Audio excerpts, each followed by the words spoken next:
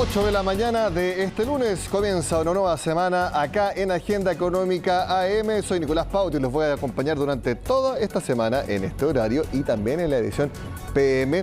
Y tema económico, político y también de salud pública que sigue marcando todas las agendas es la crisis de las ISAPRES, porque todavía no hay un reglamento específico para aplicar la decisión de la Corte Suprema y la verdad es que si bien todavía quedan algunos meses, sabemos que estos temas son muy difíciles y por lo tanto también hay que tener tiempo para poder hacer los ajustes necesarios, porque lo mismo lo dijo el superintendente de salud.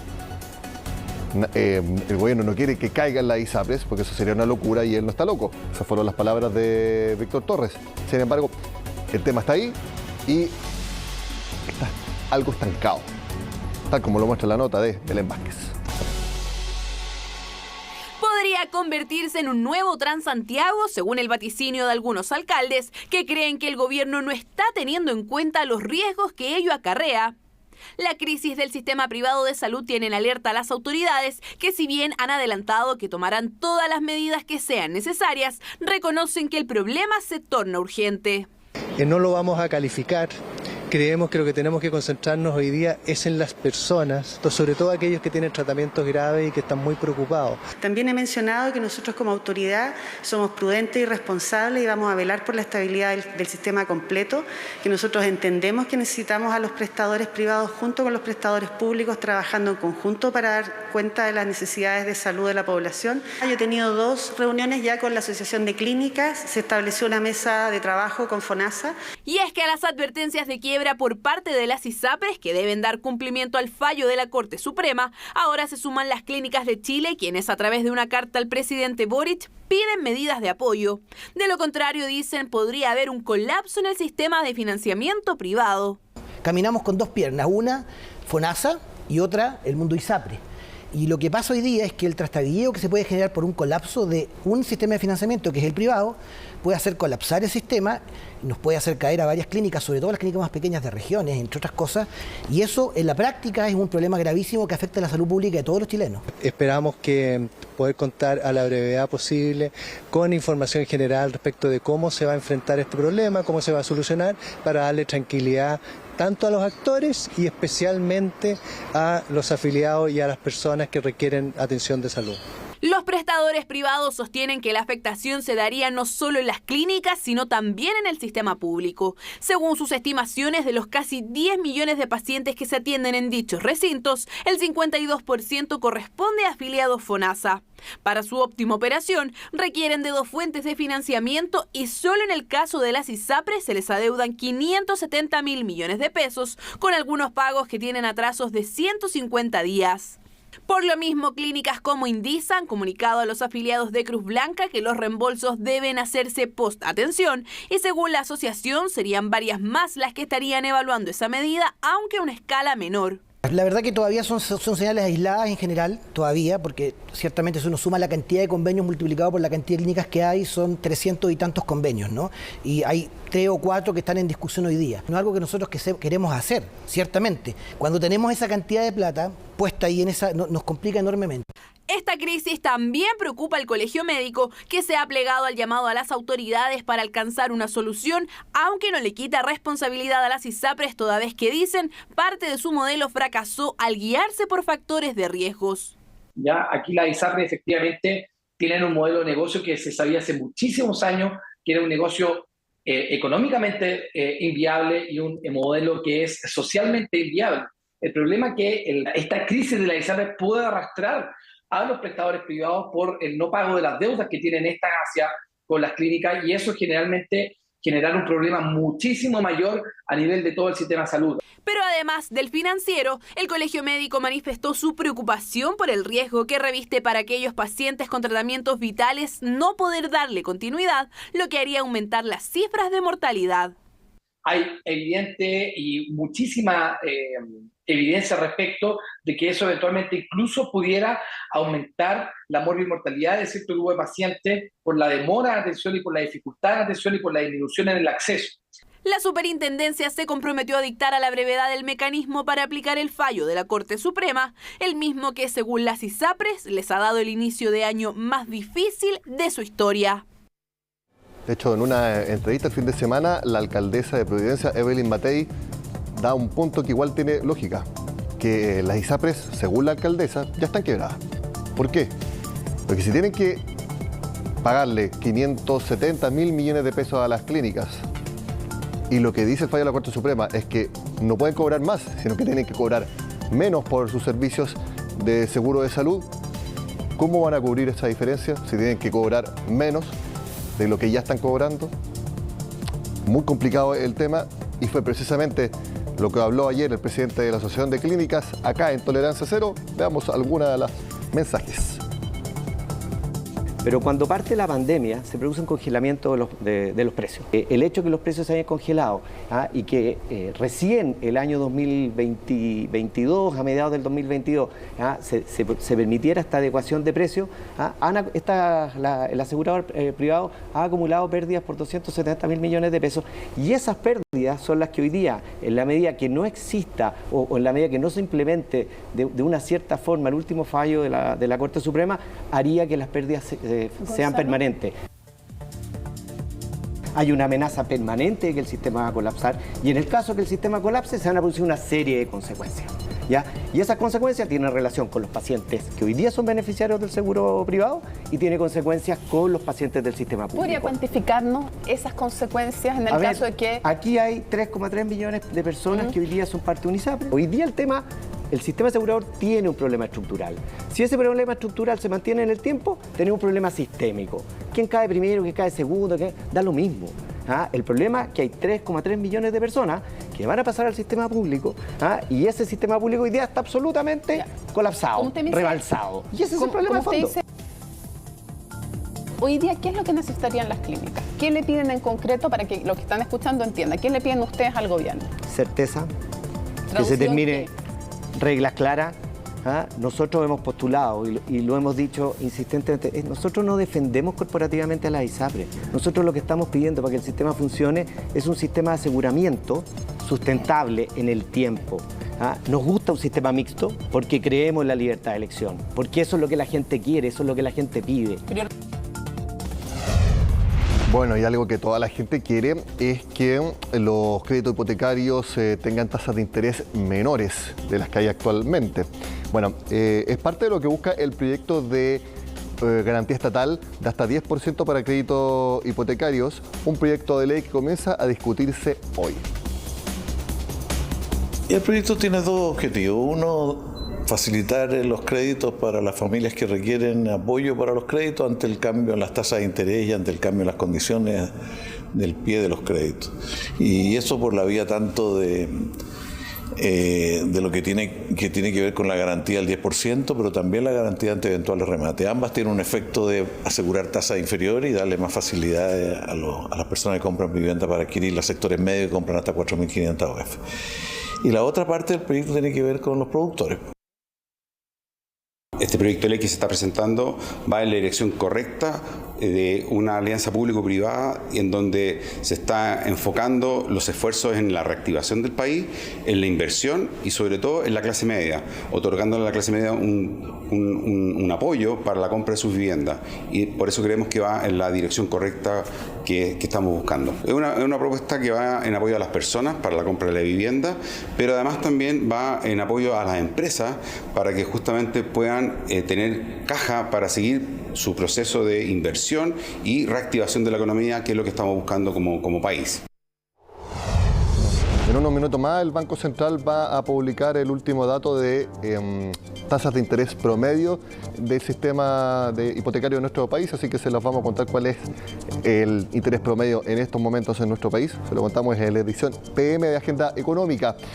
Y bueno, esto tiene que ver con bajar el nivel de gastos de las personas, por supuesto, un interés hipotecario menor, así que uno pague menos mes a mes. Todo lo contrario a lo que ha sucedido en el último año y medio con la enorme inflación que tiene nuestro país. Y una inflación que es mayor para los adultos mayores, valga la redundancia. ¿Por qué? Eso nos cuenta María Luisa Carrera.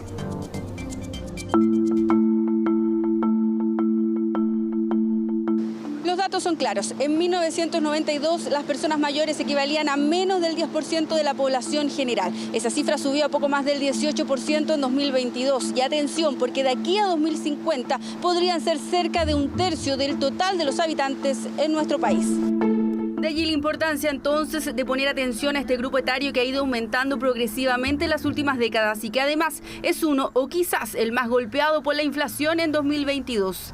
¿A cuántos son? ¿2.000 cada una? Sí. Dos. A esa hora, cerca de la 1 de la tarde, le faltaba por vender poco menos de la mitad de las humitas que lleva cada día. Se levanta a las 6 de la mañana a armarlas y cocinarlas. El choclo lo deja molido el día anterior. Son 30 en total en esta jornada. Si no vendiera en la calle con su pensión, no llega a fin de mes. Ni llorando, porque yo tengo que buscármela igual, pues. Vender humita en el invierno, vendo guantes, calceta, cualquier cosa. Igual en la calle, porque no me alcanza, para nada. No alcanza, peor ahora. Es que en 2022 la palabra inflación se hizo más recurrente, parte de nuestro vocabulario, y si Margarita ya vive la realidad de una baja jubilación, Erika teme literalmente por lo que se le viene. O sea, no es júbilo de jubilar. No, no es jubilar, no,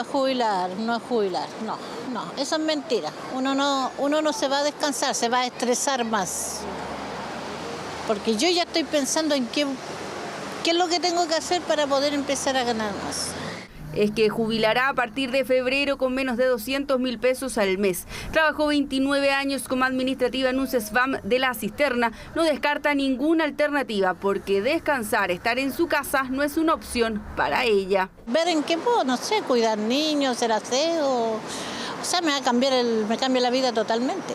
Y así podríamos seguir contando historias de adultos mayores que se han visto afectados por sus bajos ingresos mensuales y el alza en el costo de la vida. Es que está comprobado, son los que más sufren la inflación. Tan solo en diciembre el IPC para ellos fue levemente más alto que para la población general. Esto según datos de la Universidad Católica, que mide una canasta representativa del consumo que realizan quienes están por sobre los 60 años. Se explica en una parte por alimentos y hay otros ítems que también han subido bastante en el año, como lo son vivienda y servicios básicos, ya agua potable, no en este último mes, pero a lo largo del año han habido reajustes en el agua potable, en la luz, que han hecho que en realidad aumente la canasta, el precio de la canasta para el adulto mayor. Y así el IPC acumulado 12 meses de la canasta del adulto mayor es significativamente superior a la de la población general. Es 0,3% más, pero incrementa en casi 3 puntos porcentuales si lo comparamos con el IPC de la persona mayor vulnerable que cerró 2022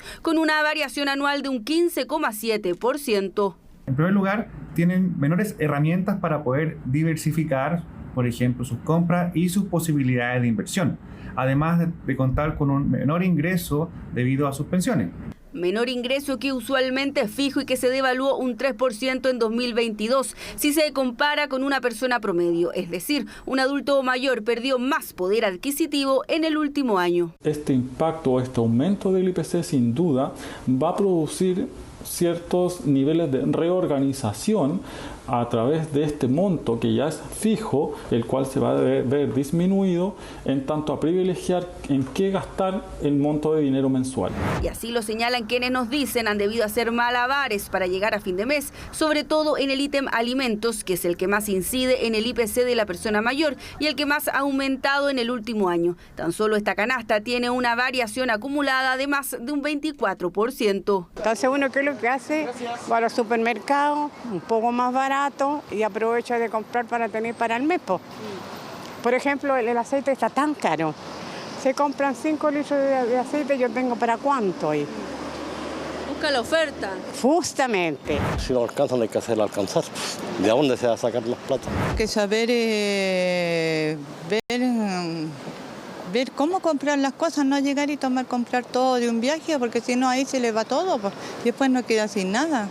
Si comparamos el último trimestre de 2022, también el adulto mayor y el adulto mayor vulnerable tuvieron una mayor alza en el IPC, es decir, se confirma que son los más golpeados por el aumento en el costo de la vida. Estas mediciones dan cuenta de que las personas mayores requieren ingresos en nuestro país y por eso para nuestro gobierno es tan importante que se apruebe la reforma tributaria a fin de aumentar la PGU a 250.000 pesos, pero no basta con eso. El proyecto de reforma de pensiones aborda asimismo un aumento sustantivo con cargo al seguro del 6% al seguro social para cerca de 1.400.000 empleadores. Y dentro de las ayudas económicas contingentes más urgentes que el gobierno se ha propuesto, entre otras, está, por cierto, el duplicar el bono marzo. Proyecto que ingresará los próximos días al Congreso. Con todo, que 2023 sea un mejor año en cuanto a lo económico para las personas mayores depende de un factor. Si es que vemos que hay una moderación tanto en la inflación como en los alimentos, vamos a tener que esta brecha, que es de casi 3 puntos, se va a cortar. ¿Ya? Pero mientras no pase eso, vamos a tener que va a seguir aumentando la brecha. Brecha que el año pasado, como vimos, estuvo cerca de un 3%. La buena noticia, los expertos coinciden en que los precios de los alimentos, los que más inciden en el IPC de las personas mayores porque destinan mayor cantidad de sus ingresos a esta canasta, tenderán a moderarse. Eso sí, si no hay nada que afecte las cadenas logísticas y de demanda a nivel internacional y local.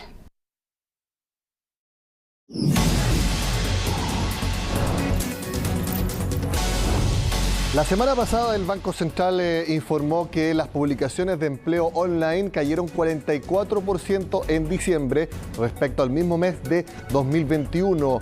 Muy importante esa cifra y hay que analizar cómo se vienen los próximos meses, ya que el escenario económico va a ser más estrecho y todo indica que también va a ser más estrecho el escenario laboral. Hablamos al respecto con Cristian Duarte, gerente general de Transearch y exdirector de la Bolsa Nacional de Empleo. Cristian, gracias por estar en Agenda Económica. Buenos días, Nicolás. Muchas gracias por la invitación. A sus órdenes por acá. Bueno, la Bolsa Nacional de Empleo. Viendo... Sí, en la Bolsa Nacional de Empleo es donde se suben muchas de las ofertas. Entonces, usted tiene una visión bastante importante de cómo ese indicador de las ofertas de empleo online reflejan el panorama general del mercado laboral. Claro, sin duda, cuando uno mira las ofertas laborales, esas generalmente uno está pensando en lo que va a pasar más adelante, en el futuro, porque hay una proyección de cuál va a ser efectivamente la demanda por colaboradores de parte de las empresas. Y ese resumen que hay del Banco Central es muy interesante. Y eso parece indicar que las predicciones de los economistas no tan alentadoras para este año 2023 son efectivas, ya que esto anticipa lo que va a ocurrir en el mercado laboral. Nosotros lo veíamos cuando estábamos en la Bolsa Nacional de Empleo. Y si bien es cierto, a estas alturas hay 325.000 puestos de trabajo más que hace un año, en que se logró recuperar el 89% de los 2 millones de empleos perdidos durante la pandemia, todo parece indicar que va a haber una reducción. De hecho, ya en el trimestre anterior versus el otro trimestre previo, ya hay del orden de 14.000 puestos de trabajo menos. Esto, como nos indica Cristian, anticipa el escenario económico, porque la lógica es que si yo voy a ampliar mi rubro, si yo tengo pensado crecer como empresa, obviamente necesito más personas, más colaboradores que trabajen conmigo. Esa es la lógica. Entonces, si se va reduciendo esa disponibilidad de puestos, significa que en su conjunto la economía no está requiriendo más cantidad de personas trabajando. Efectivamente, y cuando nosotros estábamos en la Bolsa Nacional de Empleo era muy sintomático, iba muy de la mano de lo que ocurría con la tasa de desempleo, lo que estaba pasando con las ofertas laborales. Efectivamente, cuando veíamos una disminución importante en las ofertas de empleo, las vacantes publicadas, era porque venía probablemente un aumento del desempleo. Entonces yo creo que es una señal preocupante.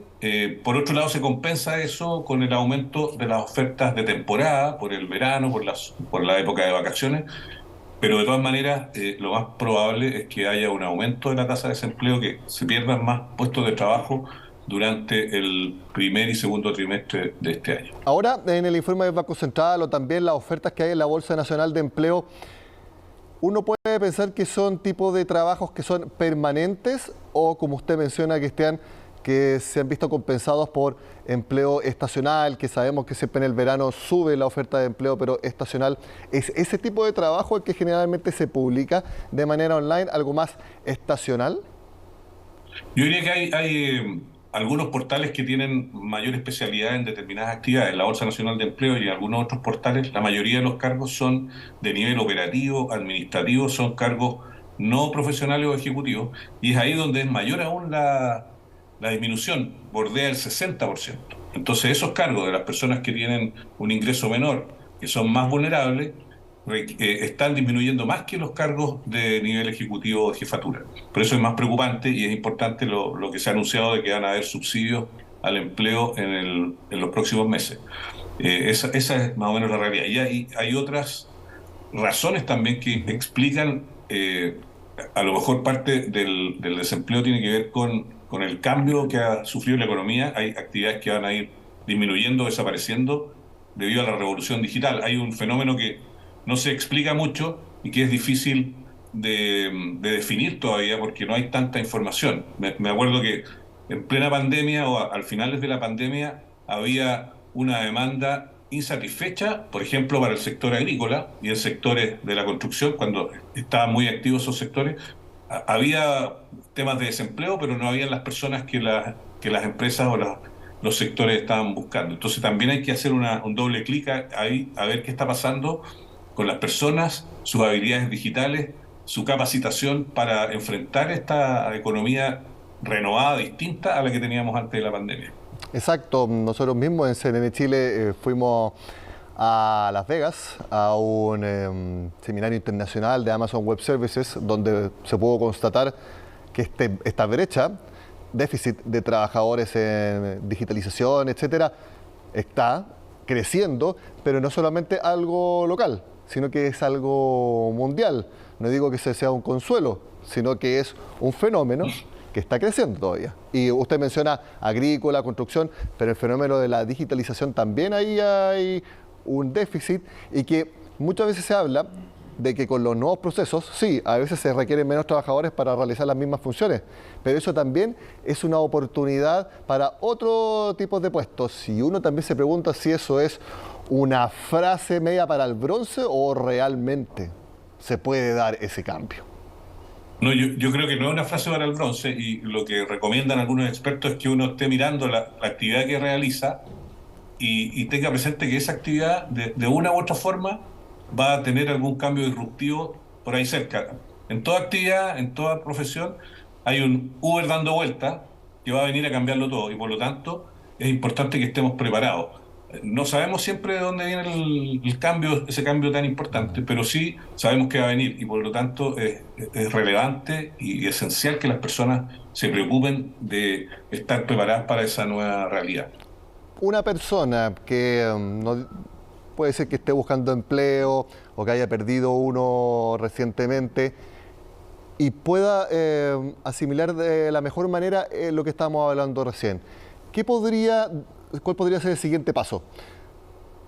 Siempre se habla de capacitación, etcétera, pero un paso concreto, ¿cuál podría ser precisamente para dar ese salto cualitativo y así ser mucho más elegible en una próxima quizá entrevista de trabajo, etcétera? Bueno, de partida es importante conocer cuáles son los elementos de la digitalización que afectan a esa actividad o trabajo que la persona tiene.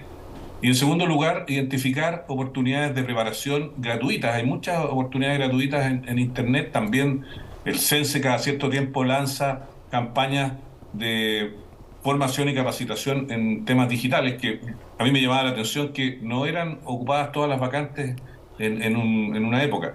Y las personas deberían estar enfocadas en eso porque su negocio, su actividad, lo que sea, todos estamos metidos en alguna actividad. Va a cambiar. Y esa digitalización de su actividad yo creo que es súper importante. Y segundo, también tener en la mente cuáles son las tendencias de mercado, incluso hasta para hacer un currículum es necesario estar en línea con lo que está ocurriendo. A veces hay personas que hacen unos currículums muy largos, que ponen información que no es relevante, que omiten información que debería estar. Entonces hay una serie de cosas que son bastante simples, pero que a veces las personas olvidan o desconocen. Yo creo que para buscar un trabajo hay que planificar, hay que buscar en los sectores donde uno realmente puede hacer un cambio, donde puede agregar valor. No es postular y mandar un currículum a todas partes, porque eso al final no resulta. Tiene que haber un trabajo un poco más dedicado. El trabajo del que está sin trabajo es buscar trabajo. Y en eso hay muchas herramientas que están a disposición de las personas de apoyarlos en ese proceso de búsqueda. Cristian Duarte, exdirector de la Bolsa Nacional de Empleo, gerente general de Transearch, gracias por estar con nosotros este lunes temprano en Agenda Económica AM. Que tenga una excelente semana. Muchas gracias, Nicolás. Igualmente, una excelente semana. Muchas gracias. 8 de la mañana con 29 minutos. Termina esta primera edición de Agenda Económica. Ya está Fresia Soltov lista para noticias.